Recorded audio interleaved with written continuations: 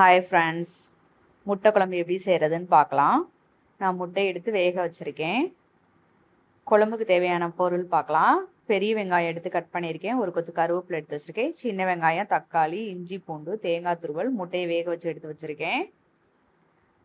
மசாலா பொடி சேர்க்க போகிறதில்ல, நம்ம மசாலா எடுத்து நம்மளே தான் அரைச்சி செய்ய போகிறோம். ஜீரகம், சோம்பு, கசகசா, மிளகு, வரமல்லி, 2 ஏலக்காய், 2 கிராம்பு, 2 துண்டு பட்டை, ஒரு 6 வரமிளகாய் எடுத்திருக்கேன். நல்லா எண்ணெயில் வறுத்து உரமாக எடுத்து வச்சிடலாம். அதே சட்டியிலேயே நம்ம சின்ன வெங்காயம் உரிச்சு வச்சுருக்கோம்ல, அதையும் சேர்த்து நல்லா வணக்கலாம். வெங்காயம் பாதி வணங்கினதுக்கப்புறம் தக்காளியும் சேர்த்துக்கலாம். கொஞ்சம் உப்பு சேர்த்துக்கலாம்.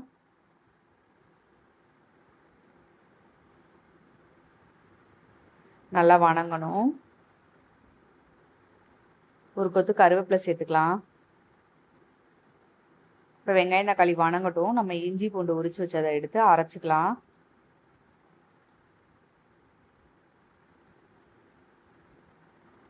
நல்லா வணங்கிருச்சு. நம்ம துருவி வச்சிருக்க தேங்காய் துருவல் அதில் சேர்த்து நல்லா வணக்கலாம். ஒரு 2 நிமிஷம் தேங்காய் வணக்கினாலே நல்லா வணங்கிடும். இப்போ 1/2 ஸ்பூன் மிளகாத்தூள் சேர்க்குறேன். ஒரு பெரட்டி விட்டுட்டுலாம். இப்போ எல்லாமே நல்லா வெந்துருச்சு. எடுத்து ஓரமாக வச்சிடலாம். இப்போ ஒரு வடை சட்டி அடுப்பில் வச்சு தாளிப்பு கொடுத்துடலாம். ஒரு பட்டை, ஒரு கிராம்பு, ஒரு ஸ்டார் பூ, 2 பிரியாணி இலை போட்டிருக்கேன். கொஞ்சோண்டு சோம்பு போட்டிருக்கேன். நல்லா பொரிஞ்சதும் பெரிய வெங்காயமும் கருவேப்பிலையும் சேர்த்து நல்லா வணக்கலாம்.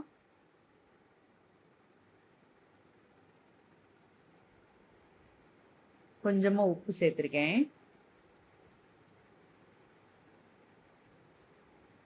நல்லா வணங்கினதும் ஒரு 1/2 ஸ்பூன் அளவு இஞ்சி பூண்டு பேஸ்ட்டு சேர்த்துக்கலாம்.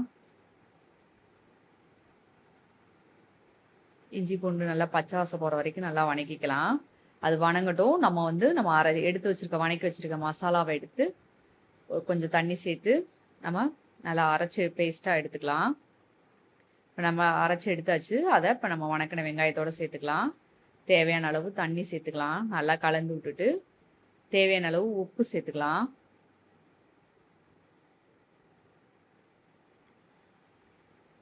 எவ்வளோ தண்ணி வேணுமோ ஆட் பண்ணிக்கலாம். இப்போ முட்டையை நம்ம 4 பக்கமும் கீறி எடுத்துக்கலாம். இப்போ குழம்பு கொதிக்குது. முட்டையை சேர்த்துடலாம்.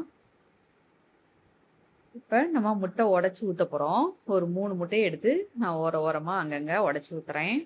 நல்லா 1 நிமிஷம் கொதிச்சாலே போதும். நல்லா வெந்து ரெடி ஆகிடும். நல்லா கொஞ்சம் ஒரு 2 நிமிஷம் கழித்து அடிப்பக்கமாக அந்த கரண்டி அடியில் வச்சு நல்லா அப்படி தோசை திருப்புற மாதிரி அந்த முட்டையை திருப்பி விடணும். நல்லா வெந்துருச்சு. அவ்வளோதான். அடுப்பை ஆஃப் பண்ணிடலாம். முட்டை குழம்பு ரெடி.